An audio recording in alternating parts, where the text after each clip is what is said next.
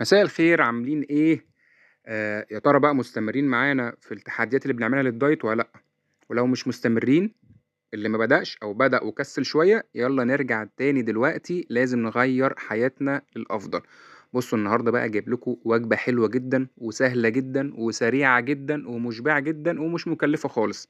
واستخدمنا فيها القلاية. انا عارف القلاية ناس كتير قوي بقت تستخدمها عشان خاطر طبعا ما بقاش فيه بقى زيت ولا قلي والحاجات دي كلها، فالحاجة كلها بتبقى صحية وخفيفة على المعدة. النهاردة بقى كان معايا شيش طاووق. ممكن على فكرة أي نوع لحمة، يعني فراخ، لحمة، حتى شيش هتعملوها ما فيش مشكلة، كل ده حلو جدا. جبت الخضار، قطعت الخضار كده. في الاول حطيت ورق زبده بس عشان خاطر طبعا انتوا عارفين ايه القلايه بعد ما بنخلص شغل فيها يعني وتسويه، بتبقى ايه يعني تنظيفها ساعات، في قلايات تنظيفها بيبقى صعب شويه. فساعات بنحط كده ايه ورق زبده عشان خاطر يمنع بس ايه الحاجات اللي بتنزل من اللحمه او الفراخ او الخضار، ما يبقاش حاجه لازقه في القلايه فتنظيفها يبقى سهل. فبنحط ورق زبده وبحط عليه الخضار زي ما احنا عايزين. انا حطيت بصل وحطيت فلفل الوان، وطبعا كان معايا 3 أعواد من الشيش. برضو الشيش عادي بالتتبيلة بتاعتكم، يعني مفيش تتبيلة خاصة ولا حاجة، التتبيلة انتوا بتحبوها اعملوا بيها الأكل بتاعكم. أهم حاجة بيفرق معانا بس الأكل يكون صحي. تمام، حطيت الشيش في القلاية مع الخضار. برضو الشيش ايه أعواد الخشب دي بتبقى فيها كان شيش وفيها برضو كام قطع من الخضار، من الفلفل، من البصل. والقلاية أي نوع قلاية طبعا كلها حاجات كويسة مفيش مشكلة، كلهم تقريبا يعني ايه قريبين من بعض. القلاية مثلا أنا عندي القلاية ديت كان بيبقى فيها برامج، فأنا اخترت حتى إيه برنامج الفراخ. أنت لما بتدوس على البرنامج إيه بيجيب لك الوقت بتاعها المناسب والحرارة كمان. أنت تقدر طبعا تزود الحرارة، تعلي تغير الوقت وهكذا. أنا حسبت خلاص الشيش طاووق في القلاية، عملته على برنامج الفراخ. بدات اعمل بقى ايه طبعا ما دام شيش فيبقى فيه شويه ايه جنبيه طبعا ايه رز اصفر. طبعا خلاص احنا بنستخدم سمنه بلدي، سمنه بلدي، سمنه طبيعي، زبده بلدي. ما بنستخدمش اي حاجه من الحاجات اللي هي ايه الزيوت المهدرجه والنباتيه والحاجات دي كلها. خلاص. طيب جبت كده بعد ما حطيت سمنه على النار في حله، جبت ورق لورا وحبهان وكمان معاهم قرنفل. سريعا كده يعني ما فيش 20 ثانيه يعني في السمنه بسرعه. وطبعا خلاص نجيب الرز بتاعنا ننقعه عادي مفيش اي مشكله خالص. عايز اقول لكم بس موضوع الدايت اللي حد متابع صيام. انا يعني حاليا دلوقتي بتابع صيام متقطع. لو متابعين انتوا الصيام عادي او اسف يعني الدايت العادي 3 وجبات، فطار غدا عشاء عادي. اي نوع دايت اي نوع اكل صحي اتبعوه مش مشكله. خلاص. سواء صيام متقطع او اي نوع دايت تاني كل ده مفيد جدا. اهم حاجه بنغير طريقه اكلنا للحاجه الصحيه. طيب انا بعد كده بعد الرز طبعا بعد ما نقعنا الرز وغسلناه، هنبدا ننزل ايه على النار برضو ايه يتشوح معاه. طبعا بنبدا اللي احنا ايه بنسخن ميه. طبعا الرز طبعا الطبيعي بتاعنا اللي بنعمله بالطريقه الطبيعيه ما فيهاش اي مشكله خالص. هي بس ايه عشان يبقى لونه اصفر فبنحط عليه ايه شويه كركم عشان يديله بس ايه اللون الاصفر الجميل، فيبقى شكله حلو كده ايه مع شيش طاووق بيبقى طعمه برضو جميل جدا.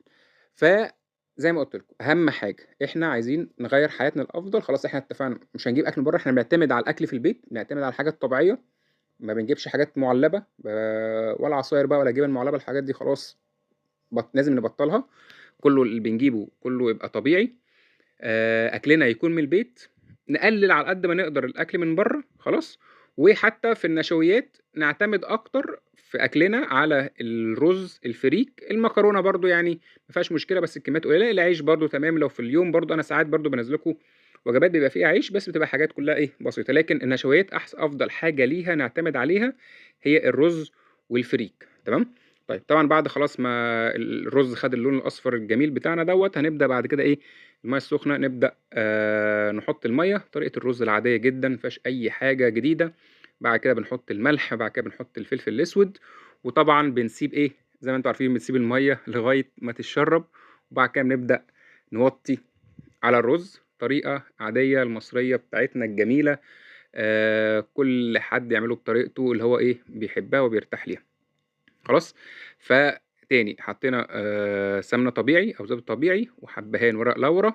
هنا بقى بصوا الفراخ الشيش طاووق ده في نص الوقت ده كده الوش الاولاني الوش اللي فوق. خلاص ده الوش اللي فوق استوى، بصوا شكله جميل جدا، استوى عادي جدا، مفيش اي مشكله خالص، ولا محتاجين بقى نعمله على نار مثلا في زيت ونقليه، ولا او يعني حسب ما الناس بتعمله زي هو افضل حاجه ليه على فكره هو في القلايه او الشوي، يعني افضل حاجه للشيش طاووق يعني.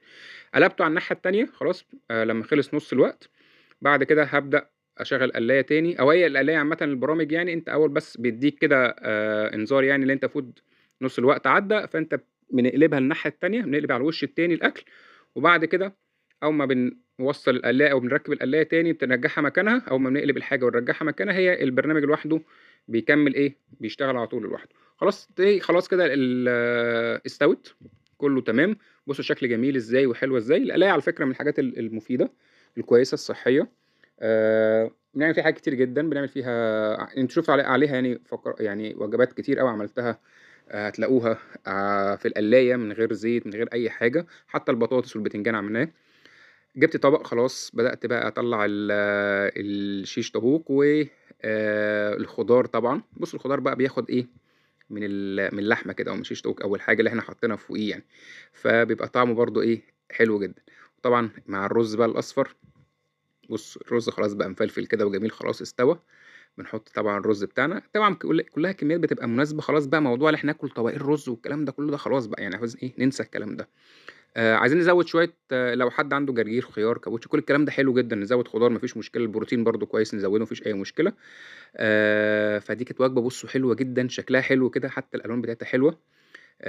وجبه مشبعه سريعه. قولوا لي عملتوا ايه النهارده، عايزين نشجع بعض. بألف هنا وشفا، شكرا ليكم، سلام.